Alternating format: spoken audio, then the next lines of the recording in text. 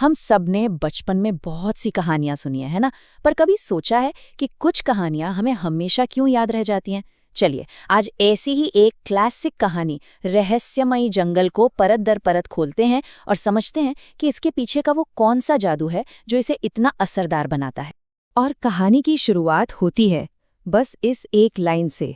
सोचिए, एक आवाज जो कहती है तुम्हारे पिता अभी जिंदा हैं और मुझे पता है कि वे कहाँ हैं। ये सिर्फ एक वाक्य नहीं है, ये एक उम्मीद है, एक चिंगारी है और साथ ही एक बहुत ही खतरनाक सफर की शुरुआत भी।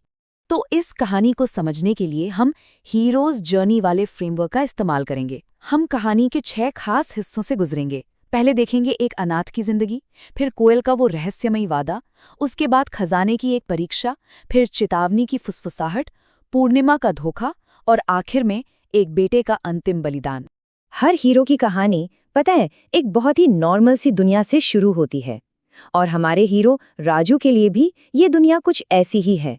एक ऐसी दुनिया जहां उसका अतीत खोया हुआ है और दिल में एक अधूरी सी ख्वाहिश दबी हुई है। तो मिलिए राजू से, 18 साल का एक नौजवान जो रामपुर गांव में रहता है। माँ तो जन्म के वक्त ही गुजर गईं और पिता 10 साल पहले जंगल में कहीं खो गए। गांव के सरपंच ने ही उसे पाला पोसा है, पर राजू को हमेशा लगता है कि वो उन पर एक बोझ है। वो बस किसी तरह अपनी कीमत साबित करना चाहता है, आत्मनिर्भर बनना चाहता है।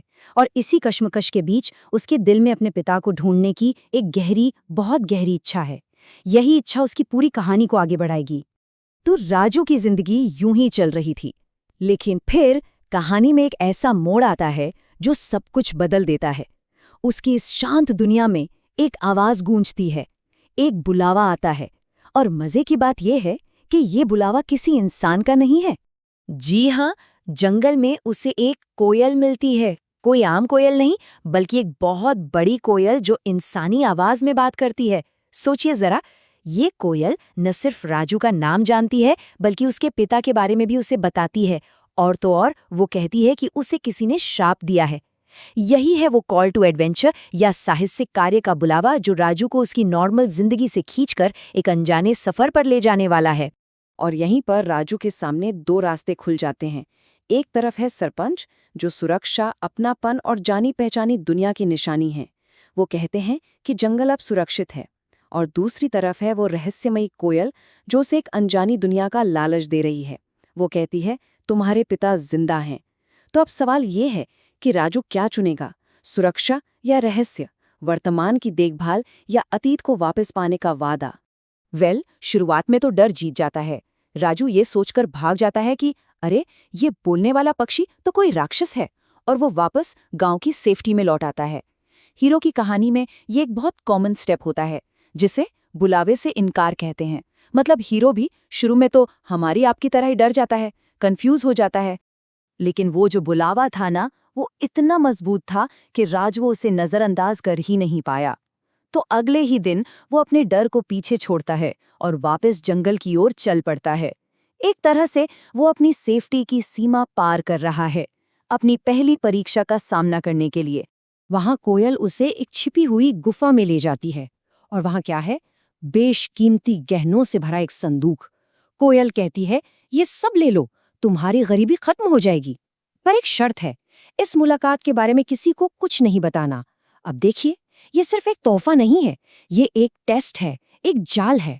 कोयल असल में राजू को उसके अपनों से अलग करके पूरी तरह अपने कंट्रोल में लेना चाहती है।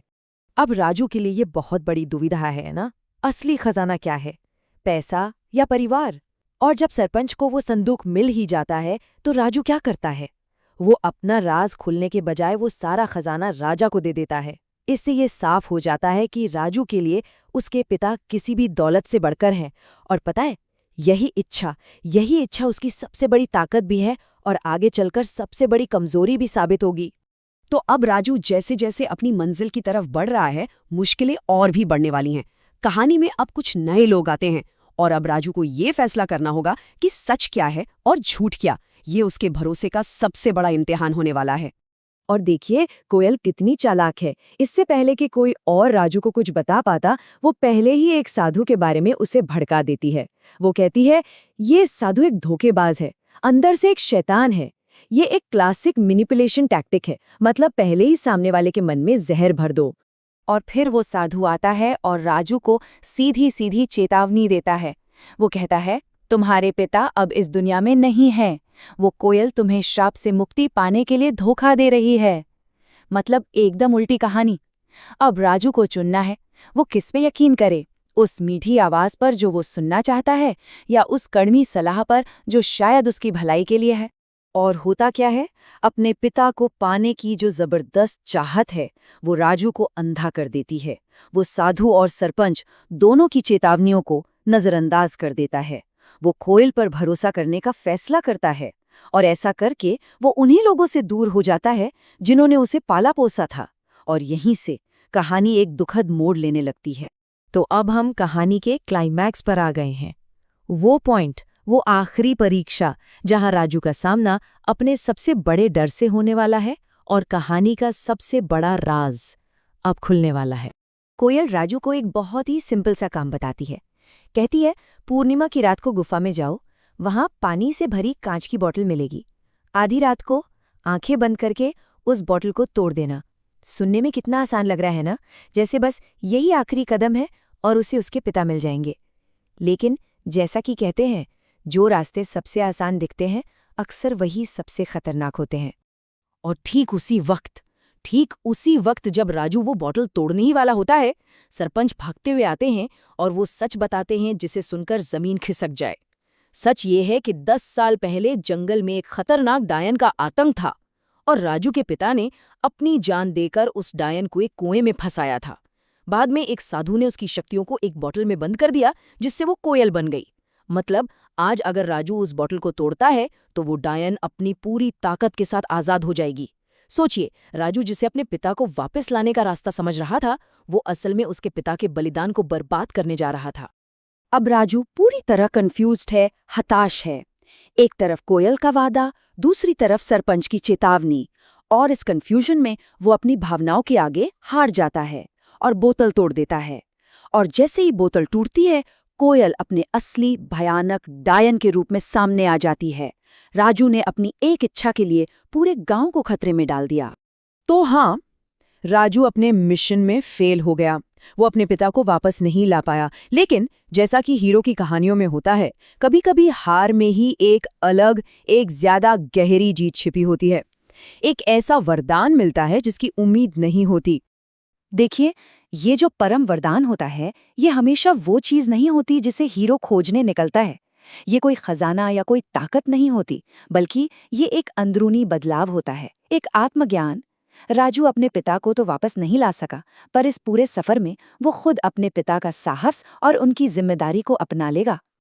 और जैसे ही उसे अपनी गलती का एहसास होता है, राजू पूरी जिम्मेदारी अपने ऊपर ले लेता है। वो कहता है, ये मुसीबत मेरी खड़ी की हुई है, इसलिए इसे खत्म भी मैं ही करूंगा। वो समझ जाता है कि अब इस डायन को रोकने का सिर्फ एक ही रास्ता है, वही बलिदान देना जो 10 साल पहले उसके पिता ने दिया था। और यही वो पल है जब राजू एक लड़के से एक नायक बन जाता है। तो राजू उसी कुएं में कूद जाता है। उसके इस बलिदान से साधु को मौका मिल जाता है और वो डायन को फिर से कैद कर लेता है। डायन वापस कोयल तो बन जाती है, पर इस बार उसकी बोलने की शक्ति छिन जाती है और इस तरह गांव बच जाता है। हाँ, राजू को उसके पिता वापस नहीं मिले, लेकिन उसने अपने पिता की विरासत को निभाया और अपनी इच्छा से ऊपर उठकर पूरे समाज के लिए कुर्बानी दी। तो आखिर में ये कहानी हमें एक बहुत ही गहरे सवाल के साथ छोड़ जाती है। जब दिल की ख्वाहिश और फर्ज की पुकार आमने सामने हो, तो एक हीरो कौन सा रास्ता चुनता है? और उससे भी बड़ा सवाल ये है कि क्या हम सबके अंदर वो हीरो है जो सही वक्त पर सही चुनाव कर सके?